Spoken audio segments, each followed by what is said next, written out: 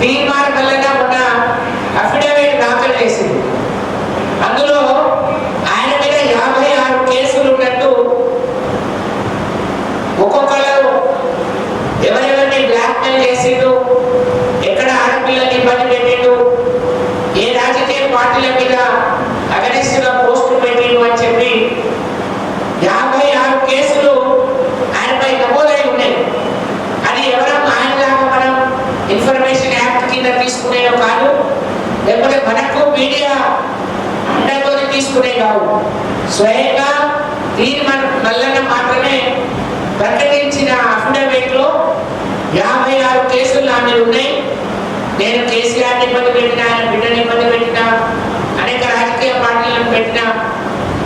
ఈరోజు కాంగ్రెస్ పార్టీ నుంచి పోటీ చేస్తా ఉన్నాడు, కానీ కాంగ్రెస్ పార్టీలో ఉండే అందరు ప్రముఖులను కూడా ఆయన బ్లాక్మెయిల్ చేసింది.